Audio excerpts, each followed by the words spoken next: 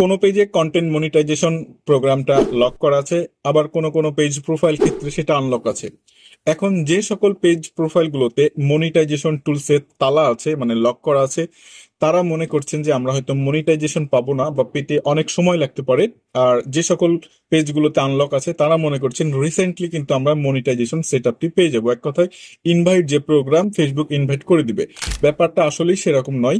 আপনি পেজ অথবা প্রোফাইল যেটা নিয়ে কাজ করেন না কেন, সেখানে যদি আপনি ধারাবাহিকভাবে পোস্ট করতে পারেন, মাল্টিপল পোস্ট করতে পারেন, তবেই আপনি মনিটাইজেশনটা পেতে পারেন। তার কারণ ফেসবুক কিন্তু আপনার পেজ কিংবা প্রোফাইলের যেটা অ্যাক্টিভিটি, এটা কিন্তু অবশ্যই চেক আউট করবে বা দেখবে। ফেসবুকের যে রোবট এআই সিস্টেম অ্যালগোরিদম আছে, সেটা যদি আপনার পেজকে সঠিকভাবে ডিটেক্ট করতে পারে বা বুঝতে পারে যে এখন আপনি আপনার পেজে কন্টিনিউ ভাবে কাজ করছেন, তবেই কিন্তু সেই ইনভাইটেশনটা আপনাকে করবে।